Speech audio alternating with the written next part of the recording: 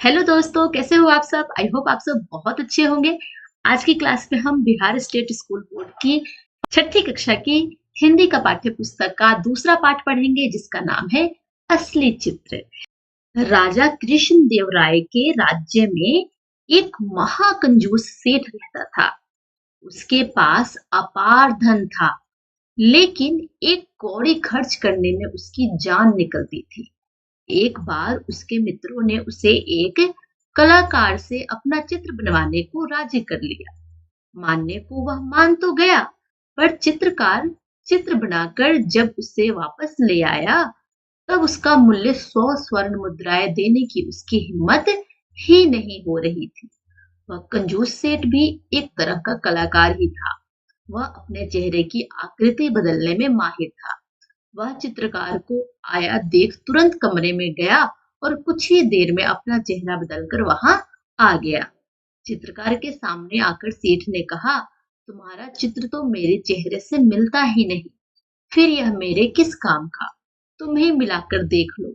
चित्रकार, मेरे चेहरे को ठीक से देख लो। अब जब ठीक मेरे चेहरे से मिलता हुआ चित्र बनाकर लाओगे, तभी उसकी कीमत अदा करूंगा। चित्रकार निराश हो गया। दूसरे दिन चित्रकार एक नया चित्र बनाकर लाया, जो उसके पिछले दिन के चेहरे से एकदम मिलता था।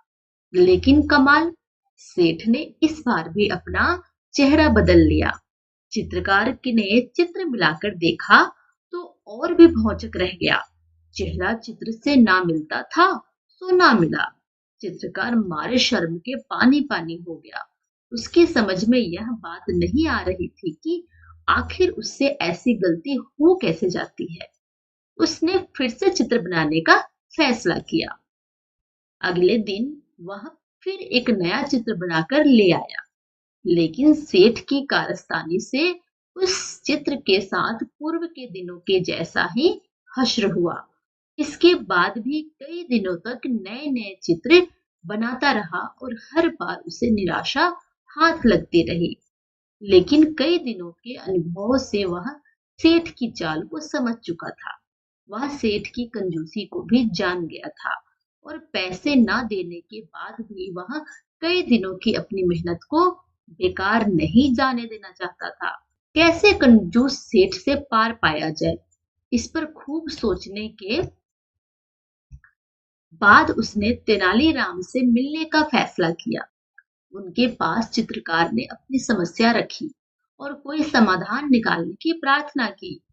थोड़ी ही देर सोचने के बाद तेनालीराम ने चित्रकार को सलाह दी, कल तुम कंजूस के पास एक आईना लेकर जाओ और कहो कि आज आपका बिल्कुल सही चित्र लेकर आया हूँ। खूब ठीक से मिलाकर देखने, रत्ती भर भी फर्क आपको नहीं मिलेगा। बस इतना भर करो और तुम्हारा काम चांदी। कल होकर चित्रकार तेनालीराम के कहे अनुसार आईना लेकर कंजूस सेठ के पास पहुंचा। सेठ के सामने आईना रखकर उसने कहा, सेठ जी, आज आपका बिल्कुल सही चित्र बनाकर लाया हूँ। देख लें, इसमें किसी प्रकार की त्रुटि की गुंजाइश अब नहीं है। इस पर सेठ बहुत झुंझलाया और बौखला कर बोला, अरे यह चित्र कहाँ है? यह तो आईना है। चित्रकार ने तब सेठ को जवाब दिया, सेठ जी महाराज, आईना के सिवा आपकी असली सूरत और कौन बना सकता है? बस जल्दी से मेरे चित्रों की कीमत 1000 स्वर्ण मुद्राएं निकालें। अब सेठ समझ गया था कि वह यह बुद्धि और सूझबूझ तेनालीराम की ही हो सकती है। उसने बिना देर किए 1000 स्वर्ण मुद्राएं निकालकर चित्रकार के हवाले कर दी। अगले दिन तेनालीराम ने इस घटना की खबर राजा कृष्णदेव राय को दी तो वह हंसते हंसते लोटपोट हो गए। आगे शब्दार्थ। अपार का अर्थ होता है बहुत अधिक। राजी का मतलब मानना। स्वर्ण मीन्स सोना। सोना एक धातु होता है, मेटल होता है। अदा करना, चुकाना। भौचक रहना, आश्चर्य हो जाना, हैरान होना, सरप्राइज होना। कारस्थानी, करतूत, कर्म, काम। हश्र, परिणाम, रिजल्ट या उत्तर। आगे अभ्यास के प्रश्न है पाठ से। यह कहानी आपको कैसी लगी? इस संदर्भ में आप अपने विचार लिखिए। इसका उत्तर हम लिख सकते हैं कि यह कहानी रोचक और मनोरंजक है। इस कहानी की सबसे बड़ी विशेषता यह है कि पाठ की रुचि कहानी पढ़ने में आदि से अंत तक बनी रहती है। तेनालीराम की बुद्धि के आगे सेठ जी की चालाकी नहीं चलती और उन्हें अंत में अपनी हार माननी ही पड़ती है। इस लेसन के सभी प्रश्न उत्तर के हल का पीडीएफ आपको डिस्क्रिप्शन बॉक्स में मिल जाएगा और मैं आपको सारे अभ्यास के प्रश्न समझा देती हूँ। इस कहानी से रिलेटेड फिर भी कोई डाउट या सुझाव हो तो आप मुझे कमेंट करके बता सकते हैं। अगला प्रश्न है, इस कहानी का कौन सा पात्र अच्छा लगा और क्यों? आप इन प्रश्नों के उत्तर अपने हिसाब से भी कहानी के अकॉर्डिंग दे सकते हैं। वैसे तो इस कहानी के कुल 4 ही पात्र हैं, पर तेनालीराम की भूमिका सर्वोपरि है। सबसे अच्छा लगा मुझे। तेनालीराम के कारण ही कहानी आगे बढ़ती है और उसका सुखदायी अंत होता है, मतलब उसका अंत अच्छा होता है। अन्यथा कहानी का बीच में ही अंत हो जाता और अंत दुखदायी होता, क्योंकि चित्रकार को अपने परिश्रम का फल नहीं मिलता। अगला प्रश्न है, चित्रकार ने तेनालीराम से मिलने का फैसला क्यों लिया? क्योंकि चित्रकार सेठ की कंजूसी को जान चुका था और उसकी चाल को भी समझ चुका था, इसलिए वह अपने इतने दिनों की मेहनत को बेकार नहीं देना चाहता था। इसलिए उसने तेनालीराम से मिलकर इस समस्या का हल ढूंढने के लिए उनसे मिलने का फैसला लिया। 1 कौड़ी खर्च करने में उसकी जान निकलती थी। इस वाक्य का आशय स्पष्ट कीजिए, मतलब कि इस वाक्य का अर्थ समझाइए। 1 कौड़ी पैसे खर्च करने में उसकी जान निकलती थी, मतलब कि वह बहुत कंजूस था, जिसके बारे में भी ये लाइन बोली जाएगी, ये कहावत है। इस कहावत को बोली जाएगी तो ये कहने का अर्थ है कि वो बहुत ही कंजूस है, वो बिल्कुल भी पैसे खर्च करना नहीं चाहता है। आगे, रिक्त स्थान भरी कंजूस सेठ ने चित्रकार से डैश देने का वादा किया। बताइए क्या देने का वादा किया था उसने? उसके चित्र के लिए 100 स्वर्ण मुद्राएं देने का वादा किया था, जो कि उसने बाद में देने से बचना चाहता था, लेकिन तेनालीराम की मदद से उसे देना ही पड़ा था। यह कहानी राजा डैश की राज्य की है। किसके राज्य की है? राजा कृष्णदेव राय के राज्य की है। चित्रकार ने डैश से सलाह ली। किससे सलाह ली चित्रकार ने? तेनालीराम से। चित्रकार ने तेनालीराम से सलाह ली। एक दिन चित्रकार डैश लेकर सेठ के पास पहुंचा। क्या लेकर पहुंचा? तेनालीराम के कहे अनुसार एक आईना लेकर सेठ के पास पहुंचा। तेनालीराम राजा कृष्णदेव राय के दरबार में डैश थे। तेनालीराम क्या थे? राजा कृष्णदेव के दरबार में विदूषक थे। विदूषक के रूप में वो काम करते थे। आपके अनुसार चित्रकार ने सेठ को चित्र की जगह आईना क्यों दिखाया? वह सेठ को मूर्ख समझता था इसलिए? नहीं। वह सेठ का सही चित्र नहीं बना सकता था? नहीं, गलत। वह सेठ के साथ जैसे को तैसा कहावत चरितार्थ करना चाहता था? ये हो सकता है। वह अपना पारिश्रमिक पाना चाहता था। हाँ, क्योंकि वो चाहता था कि उसको जो भी उसके मेहनत का फल है उसे मिल जाए। तो इसका उत्तर क्या होगा? चौथा घ सेंटेंस जो है वो घ वाक्य इसका सही उत्तर है। वह अपना पारिश्रमिक पाना चाहता था। पाठ से आगे, चित्रकार की जगह अगर आप होते तो क्या करते? मतलब ये पाठ से आगे का प्रश्न है, तो आप सोच के अपनी समझ से इसका उत्तर दे सकते हैं कि अगर चित्रकार की जगह आप होते तो क्या करते, किस तरह से अपने कंजूस सेठ से आप कैसे अपने मेहनत का फल ले पाते। तो चित्रकार की जगह कोई भी दूसरा व्यक्ति होता तो निराश होकर बैठ जाता और 2-3 प्रयास के बाद ही बनाए चित्र को कंजूस सेठ के घर छोड़ आता। गप लगाने से नुकसान ज्यादा होता है या फायदा? 5 वाक्यों में लिखिए। 5 वाक्यों में बताना है कि गप लगाने से मतलब कि ऐसे गॉसिप करने से बिना मतलब कि उससे फायदा होता है या नुकसान। तो गप लगाने का आधार ज्यादातर झूठ होता है।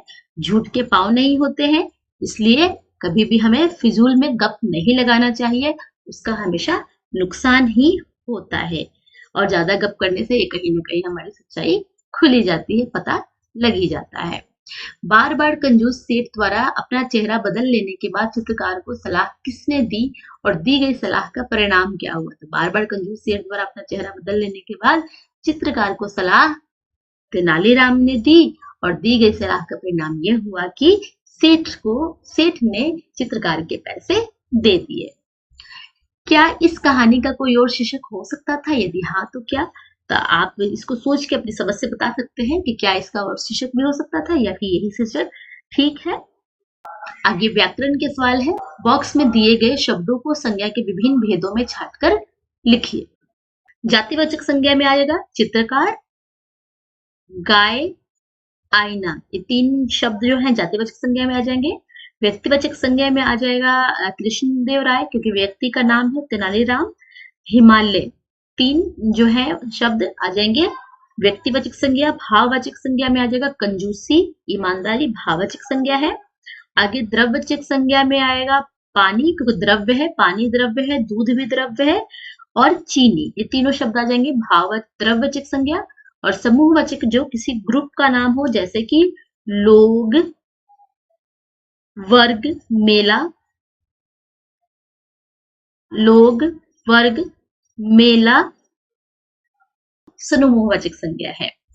आगे इन मुहावरों को वाक्यों में प्रयोग कीजिए। पानी पानी होना, पानी पानी होना का अर्थ होता है बहुत डर जाना। सच्चाई प्रकट होने पर रणधीर पानी पानी हो गया। इट मीन्स वो झूठ बोल रहा था और सच जैसे ही सामने आया वो पानी पानी हो गया, बहुत डर गया। काम चांदी होना, मतलब काम में सफलता होना, पैसा मिलते ही उसका काम चांदी हो गया। हंसते हंसते लोटपोट हो जाना, मतलब बहुत ज्यादा हंसना। बच्चे की बात सुनते ही घर के सभी लोग हंस के लोटपोट होने लगे। हिम्मत हारना, मतलब कि हौसला खो देना, डिमोटिवेट होना। बाधा आने पर भी मनुष्य को हिम्मत नहीं हारना चाहिए। भौचक रह जाना, हैरान रह जाना, परीक्षा में असफल हो जाने की सूचना पाकर वह भौचक रह गया कि वो कैसे फेल हो गया, उसने तो मेहनत अच्छी की थी। इनके विपरीतार्थक शब्द लिखना है। विपरीतार्थक मतलब उल्टे शब्द। नया का उल्टा क्या होगा? पुराना। निराश, निराश का उल्टा हो जाएगा आशा। समझ, नासमझ। देर, जल्दी, सही, गलत। इस तरह से इसके उल्टे शब्द लिख सकते हैं। निम्न चित्रों से वाक्य बनाइए। अब वाक्य बनाना है चित्र शब्द से। भारत में अनेक अच्छे चित्रकार होते हैं। पत्रकार, पत्रकार बनकर आप यश कमा सकते हैं, बहुत सारा धन और मान सम्मान कमा सकते हैं। कलाकार, अच्छे कलाकार का सभी सम्मान करते हैं। सलाहकार बनना गौरव की बात है। नाटककार शब्द से बना सकते हैं हम कि मोहन एक अच्छा नाटककार है। आगे कुछ करने को तेनालीराम की तरह बीरबल और गोनू झा के किस्से भी प्रचलित है। अपनी कक्षा में वैसे किस्से सुनाइए। मतलब अगर आपको तेनालीराम की किस्से है, उस तरह से बीरबल और गोनू झा की कहानियां भी बहुत सारी प्रचलित है, उसको आप अपने क्लास में अपने दोस्तों को, टीचर को सुना सकते हैं और इस कहानी के एकांकी के रूप में कक्षा में प्रस्तुत कीजिए। आई होप आपको ये लेसन अच्छे से समझ आ गया है। फिर भी कोई डाउट या सुझाव होगा प्लीज कमेंट करके मुझे जरूर बताइए। तो मिलते हैं अगली क्लास में। अपना ख्याल रखिएगा। धन्यवाद।